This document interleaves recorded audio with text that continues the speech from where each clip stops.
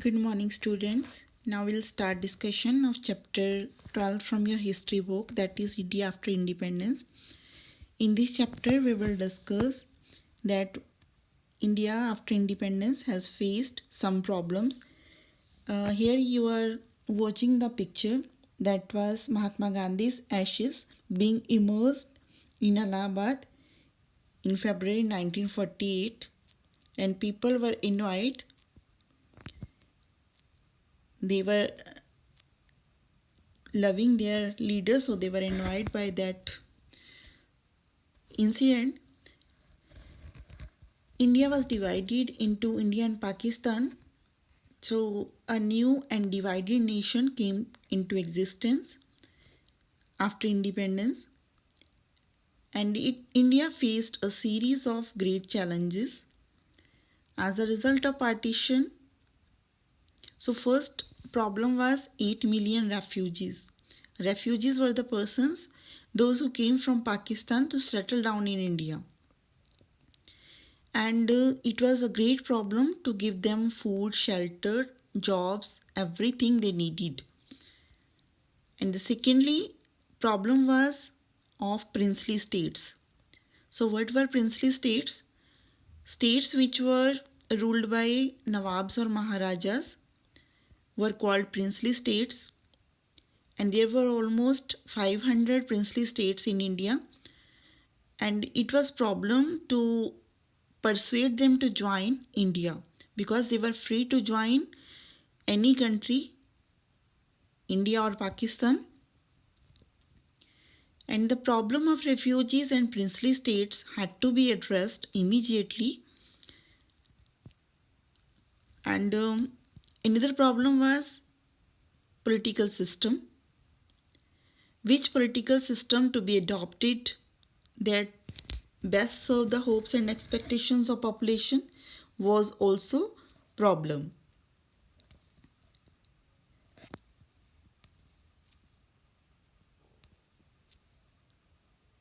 So these were three main problems that should be settled immediately. And India's population in 1947 was large, almost 345 million people were there. It was also a problem that India's population was a large population, and they were divided between high caste and low caste. Between the majority Hindu community, the Indians who practiced other faiths, and they were also having different languages that they spoke, having different kinds of food, different professions. So it was difficult to make them live together in one state. So because of diversity, it was not easy for them to live in one nation state. To the problem of unity was added the problem of development. At independence, vast majority of Indians lived in villages, farmers and peasants dependent on monsoon. So Indian agriculture was dependent on monsoon, and all other occupations like barber, carpenter, weaver and other services would not get paid for their services if the agriculture sector is not developed. And in cities, factory workers lived in crowded slums,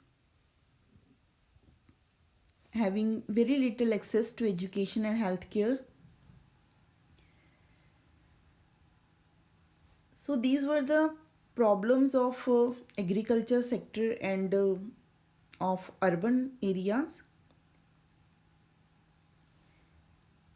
Increasing the productivity of agriculture and promoting new job creating industry, that were also problems.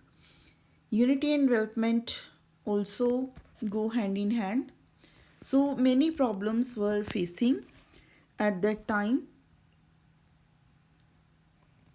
Next paragraph is constitution.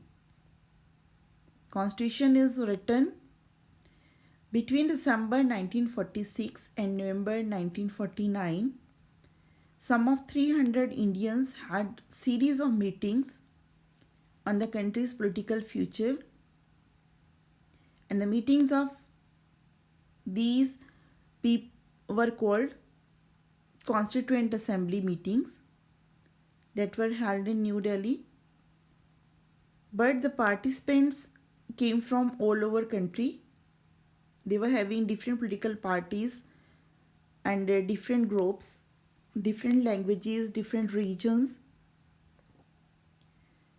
These discussions were resulted in framing of Indian Constitution. Means after a long time, from December 1946 to November 1949, many discussions were made by Constituent Assembly, and the result was our Indian Constitution that was prepared on 26 November 1949, but it came into effect on 26 January 1950. So there were many features of our constitution. First feature was universal adult franchise. Means all Indian above the age of 21 would be allowed to vote in state and national elections without any discrimination. Universal means to all. Adult franchise means right to vote, means all adults were given right to vote.